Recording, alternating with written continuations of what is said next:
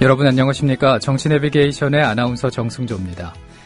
인천경제자유구역에 외국 자본이 참여하는 카지노 사업이 사실상 정부의 허가를 받았습니다.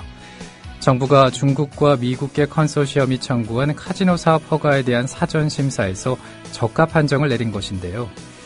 외국인 전용이라고는 하지만은 외국계 자본의 카지노 사업 진출에 물꼬를 터준 것은 이번이 처음이어서 파장이 클 것으로 보입니다.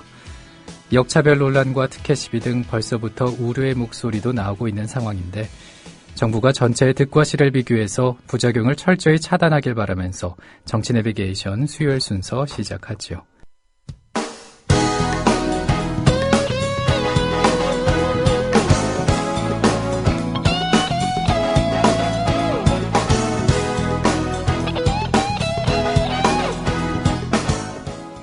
현장성과 깊이가 다른 정치 해설. 지금 여러분께서는 국민TV 라디오 정치 내비게이션을 듣고 계십니다. 진행의 정승조 아나운서입니다. 정가레이더 시간입니다. 통합과 창당을 진행 중인 새정치민주연합이 정강정책에 어떤 내용을 넣을지 또 뺄지를 놓고 내용이 벌어지고 있습니다. 자세한 소식을 한겨레 21의 김혜연 기자와 함께 알아봅니다. 안녕하십니까? 네, 안녕하세요. 네, 정강정책에 6.15와 14선언을 넣느냐 마느냐를 놓고 어제 논란이 되고 있었어요. 그렇죠? 예, 일단 일정을 보죠. 그저께 새정치연합 쪽에서 마련한 초안이 민주당에 전달이 됐습니다. 그리고 어제 민주당과 새정치연합이 이제 양쪽이 만나서 회의를 했고요. 네. 내일 목요일이죠. 한 차례 회의가 다시 예정된 상황이고 정강정책은 이번 주 안으로 마무리를 짓자 이런 이야기가 지금 나오고 있는 것으로 보입니다.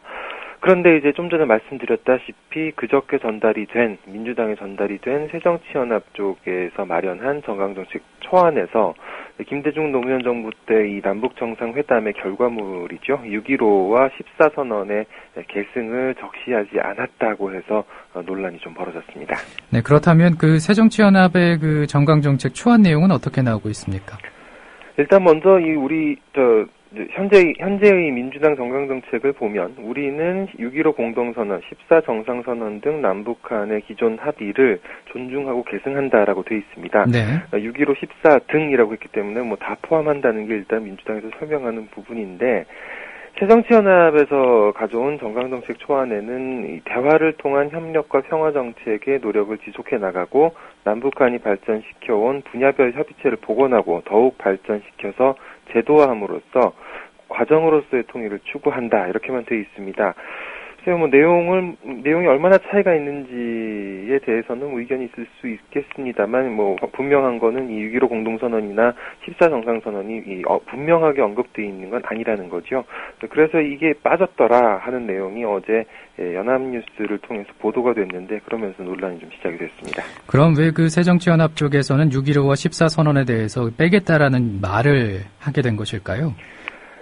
새정치연합에서 이제 일단 직접 해명을 했죠. 금태섭 대변인 얘기로는 평화 통일을 위한 그동안의 노력은 진심으로 존중을 한다.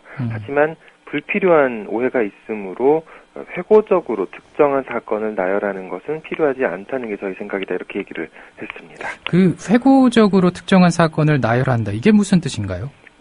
과거 사건을 이렇게 쭉 열거를 한다는 얘기겠죠. 네. 남북 대화와 관련해서 이 박정희 정권 때의 7.4 남북 공동성명을 비롯해서 여러 가지가 있는데 이걸 다 쓰기 전에는 어떤 건 쓰고 어떤 거는 안 쓰고 그러면 이제 불필요한 오해가 있지 않겠느냐. 그러니 사건들을 나열하지 말자 이런 얘기를 했는데 듣기에 따라서는 이 사실상 6.15와 14 두 가지만 명시를 해놓을 경우에 불필요한 이념 논쟁도 불러올 수 있다 이런 부분입니다. 누군가가 왜 박정희 정권의 7.4 남북 공동성명을 넣지 않았느냐, 남북 기본합의서는 왜 넣지 않았느냐 이렇게 물어온다면 그러면은 이 논란이 또 불필요한 논란이 벌어질 수 있다. 이게 새정치연합 쪽의 판단인 거고요. 결국 넣으려면 다 넣어야 되고 빼려면 다 빼야 되는데 굳이 다 넣어서 쭈르륵 나열하는 게 무슨 의미가 있느냐 이렇게 해석할 수 있을 것 같습니다. 이와 관련해서 민주당은 어떤 입장을 보이고 있습니까? 민주당은 6.15나 14 이 선언을 이끌어냈던 주체로서의 어떤 뭐 역사성을 강조하고 있죠. 이 두 선언이 남북 관계의 역사성을 상징하는 것이다. 그래서 필요하다면 7.4 공동선언부터 뭐 남북기본합의서 6.15 14선언까지 다 넣으면 되지 않겠느냐. 현재 민주당 강령 보면 이렇습니다. 첫 문장에 4월 혁명과 부마민주항쟁, 5.18 광주민주화운동, 6월 항쟁을 비롯한 민주개혁운동, 뭐 이렇게 해서 이걸 뭐 승계한다 이런 내용으로 되어 있는데 새정치연합에서 내놓은 초안은 이것도 이제 조금 다른 식으로 풀고 싶어 하는 거죠. 대한민국은 지난 반세기 동안 분단의 어려움 속에서도 산업화와 민주화에 성공한 긍정적 역사를 가지고 있다 이렇게 되어 있는데 결국 뭐 좀 쭉 나열하는 게 어떤 의미가 있느냐 뭐 이런 부분에서 계속 지금 좀 차이를 보이는 양상이고요. 한편으로는 또 이 역사성을 갖고 있다고 지금 강조하고 있는 민주당 그리고 새정치를 표방하면서 뭐 새로 만들어진 신생정당인 새정치연합이 지금 뭐 통합을 모색하고 있는 현 상황을 어떻게 좀 대변해주는 그런 모습이라고도 볼 수 있을 것 같습니다. 그런데 그 민주당 강령이 김한길 대표 체제에서 한번 수정이 되지 않았습니까? 그렇죠. 뭐 사실 정강정책은 뭐 여러 차례 수정이 되죠. 근데 이제 김한길 대표 체제가 작년에 들어서면서 이제 한번 또 고친 건데 그때 그 직전에 민주통합당 강령에는 뭐 1987년 노동자 대투쟁이 실현한 노동존중과 연대의 가치 또 뭐 이런 대목도 있었고 2008년 이후 촛불 민심이 표출한 시민 주권 의식 및 정의에 대한 열망도 계승한다 뭐 이런 내용도 담겨 있었습니다. 하지만 작년 5월 강령 개정 때 전문에서 노동자 대투쟁, 촛불 민심이라는 표현을 뺐었죠. 그리고 정강에서도 무상의료 또 한미 FTA를 삭제하고 북한 민생인권을 새로 집어넣었는데 그게 뭐 우클릭 논란을 불러일으키기도 했습니다. 그런데 이제 이 지금 우클릭 논란을 불러일으키면서 논란이 됐던 건데 이번에 또 다시 한번 이것도 또 다른 우클릭으로 비칠지는 모르겠습니다만 어쨌든 다시 한번 논란이 되는 부분입니다. 그 민주당 내에서 새정치연합에 대한 반발이 만만치 않을 것 같습니다.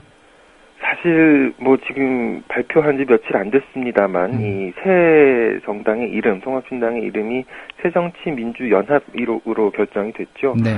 여기에 대해서도 민주당 안에서는 불만이 있습니다. 지금 민주당과 새정치연합이 합쳐지는데 새정치민주연합이라고 하면은 새정치연합 사이에 민주당이 이렇게 포위되는 그런 형국가 아니냐 뭐 이런 뭐 불만도 하고 있는데 사실 뭐 불만을 가지는 분들은 항상 불만을 가질 수도 있겠죠. 민주라는 이름을 뭐 넣느냐 마느냐 수준에서 논란이 있었던 걸 생각하면은 이런 식의 뭐 어떨까요? 뭐 불평이랄지 이게 어떻게 비칠지는 좀 논란이 있어 보입니다만. 네. 어쨌든 뭐 민주당에서는 어제 이 6.15 14 부분에 대해서도 아침 저녁으로 비판이 터져 나왔습니다. 오전에 열렸던 창당준비위원회 정강정책분과위원회 회의에서는 민주당 쪽 위원들이 이 새정치연합 쪽에 뭐 이 정강정책에서 이걸 뺄 수는 없다 이렇게 선을 그었다고 하고요. 저녁에 안철수 위원장과 민주당의 원외 상임고문단이 만나서 저녁 식사를 같이 했습니다. 원래는 안철수 의원의 뭐랄까요, 이 민주당 내 접점을 넓히는 그런 의미를 강조하려던 자리였는데 어제 이 참석했던 권노갑, 정동영, 김상현 고문 같은 인사들은 이 민주당의 원로들이죠. 하나같이 지금 6.15, 6.14 이 두 합의문을 정강정책에 명문화해야 된다는 이야기를 내놨습니다. 앞서 좀 말씀해 주셨지만 민주당 원로 의원들은 뭐라고 얘기를 했습니까? 권노갑 고문 같은 경우에는 6.15와 14는 김대중 전 대통령의 정신이다. 그다음 뭐 김상현 고문 같은 경우에는 6.15, 14는 한반도 평화 정착을 위한 역사적 기록인데 그걸 빼자고 함부로 하는 건 바람직하지 않다. 거의 뭐 꾸짖듯이 얘기를 한 거죠.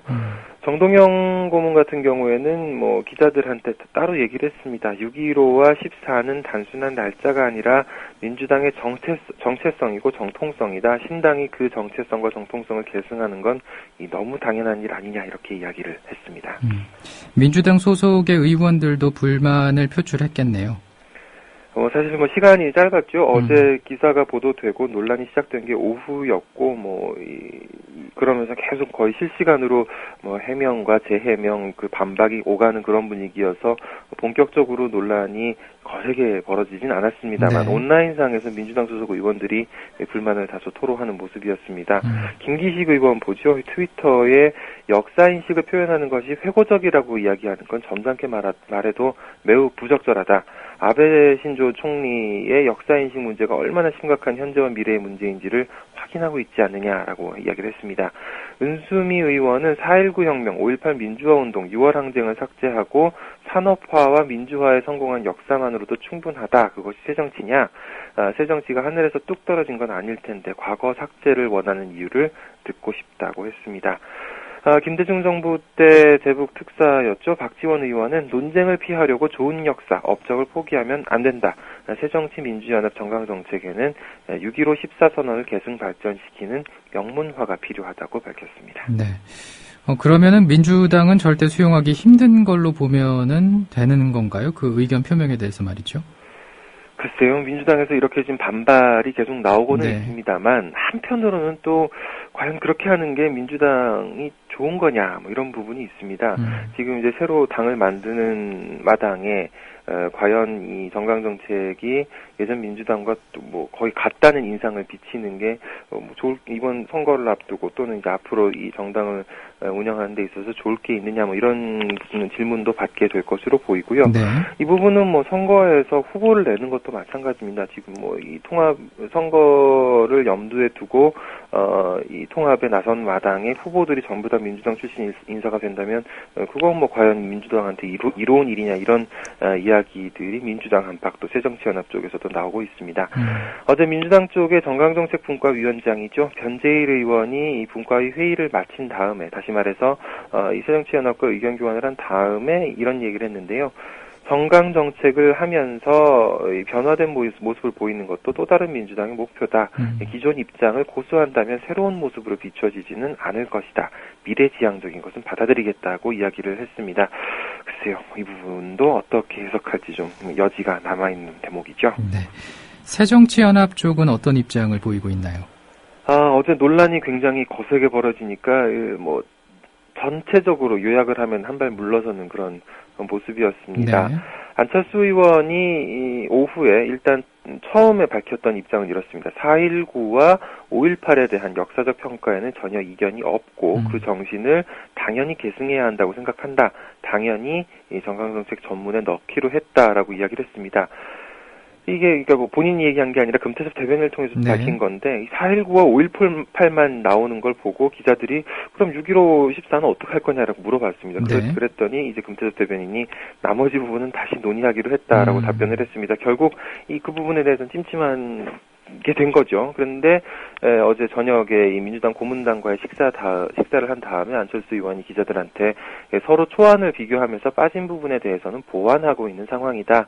역사적인 인식이 필요한 부분들에 대해서는 다 반영할 것이다. 이렇게 이야기를 했습니다. 그러면은 그 6.15와 14 정신을 정강정책에 명문화할 수도 있다. 이런 취지로 봐야 하는 거 아닌가라는 생각도 드는데요. 그렇죠. 그래서 한 발 물러섰다는 평가도 나오는 부분이고요. 어쨌든 이 민주당과 새정치연합이 삿바 싸움에 들어간 건 분명해 보입니다. 이 구체적이고 역사적인 사건을 언급하는 건 글쎄요, 단순히 아무 생각 없이 예시를 하고 이렇게 나열하는 그런 게 아니죠. 집단적인 정체성에 대해서 고도의 정치적 판단을 해서 이 정강정책 어떤 이런 선언문에 집어넣는다고 볼 수 있는 건데, 그렇기 때문에 새정치연합이 이걸 몰라서 지금 이러고 있겠느냐 하는 분석도 많이 나오고 있죠. 현행 헌법 전문에도 보면은 3.1운동으로 건립된 대한민국 임시정부의 법통과 불의에 한거한 4.19 민주이념을 계승한다라고 되어 있습니다. 결국 그 상징성에 대해서는 충분히 인식하고 지금 이런 협상에 임하고 있을 거라는 내용입니다. 다른 부분에서는 논란이 없었습니까? 있었습니다. 민주당 강령에는 이 통일 외교 정책에 대해서 통일 외교 안보, 외교 안보 통일이라고 돼 있죠. 그런데 이걸 이 새정치연합 쪽에서는 안보를 강조해야 된다는 그런 생각에서 안보 외교 통일로 순서를 바꿔서 가져왔다고 합니다. 새정치연합은 남북 협력을 통한 과정으로서의 통일을 강조하면서 이 대화를 통한 협력과 평화 정책을 노력을 지속해 나가고 남북한이 발전시켜온 분야별 협의체 보건 뭐 이런 이야기들을 담았는데, 민주당에서는 이제 안보 외교 통일이라는 이 순서가 굉장히 익숙하지 않은 거죠. 그래서 이 언제까지 안보만 강조할 거냐, 남북관계 개선이 되더라도 뭐 이렇게 할 거냐, 정상화한다는 차원에서는 이 외교 안보 통일로 가야 된다 이렇게 주장을 했다고 합니다.